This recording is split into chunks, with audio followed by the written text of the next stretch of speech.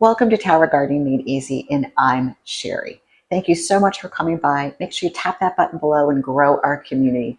And I have to say that our community is growing by leaps and bounds, and I'm so grateful.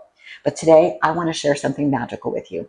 So yesterday when I was down here doing some self-pollinating on the squash and the cucumbers down here, I noticed something out of the corner of my eye, and I just was like, no, that cannot be. So stand by because I want to share it with you.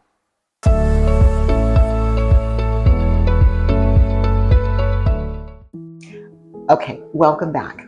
All right, so I'm standing at the Strawberry Tower, and in a previous video, I mentioned at some point these guys are going to give me a flower, and they're going to start fruiting because they're just so full and so yummy.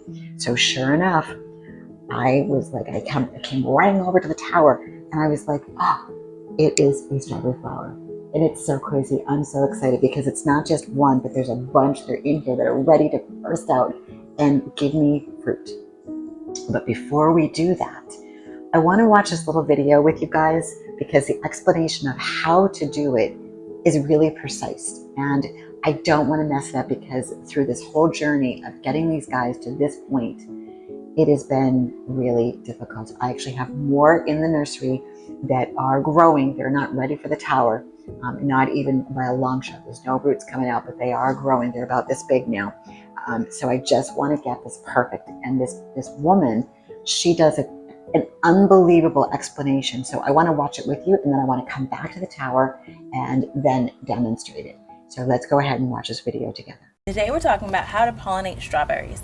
So strawberries are what is considered a hermaphrodite because the male and the female parts are both in the same flower. So to self-pollinate them, we're going to take a really, really tiny makeup or paintbrush for art, and we're going to transfer the stamen, which is the male part of the flower, to the pistils, which is the female part.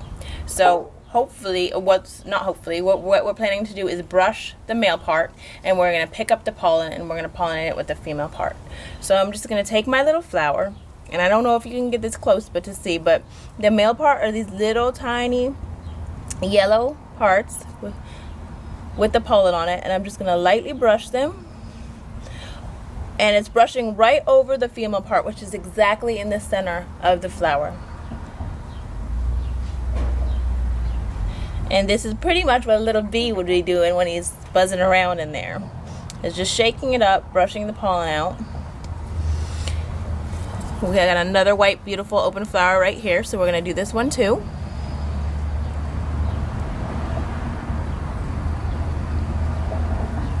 All right, and we're done. So you can check these in 24 to 48 hours. And if the petals, the white petals, have begun to wilt and fall off, that's a really good sign, because that means we've properly pollinated it and it's on its way to making a beautiful, ripe, delicious strawberry. Okay, so we're back at the tower, and I have a very soft brush. It's not a makeup brush, but it is a children's art brush that's relatively soft at the very tip. So basically what this person mentioned is in the flower, there is both male and female. So I'm just going to gently rub the middle to the sides.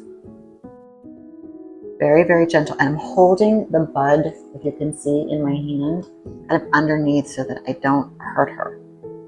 And I'm just gently just kind of marrying this together. This is my first flower. I don't want to mess it up. I mean, this potentially, like they said, within 24 to 48 hours could actually become a strawberry. The very tip of it looks like the very tip of a strawberry, but we just need to get it to bud. Kind of like the summer squash.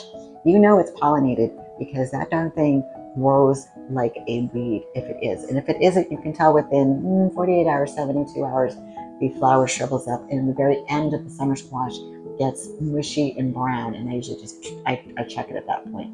But I've learned so much from the squash, and I've learned so much from the peppers with self-pollination, and also with the tomatoes. I don't think this needs to be upskirted. I definitely think it needs airflow, but I want to get this right. And this woman, the reason why I wanted to watch that video with you guys is only got one flower, so I got one shot. I know there's more in here, but It's one strawberry that I would have less if I don't do it right. So I hope you enjoyed that video with me. And this little guy, there's a bloom right here. It's gonna pop probably in the next day or two. And there's so many that I found down there now that I can identify them. So I'm just so excited, and I know this is probably the biggest of plants, but this guy is probably the next, and then down here, and then down here. So I think we're onto something, and I just want to get it right. So I hope that video was helpful, and I hope that you watch my strawberry tower and how we self-pollinate, and we're gonna get it right, and we're gonna grow strawberries. And you're gonna be here with me while I eat the first one. So thank you for watching, and I'll keep you guys up to date with the tray that's going to be potentially planted in here very, very soon. And I'm just looking really, I'm so thrilled. I mean, I'm just ecstatic at this one flower, because remember, this is in my basement. I am just so excited. So we'll see you in the next video.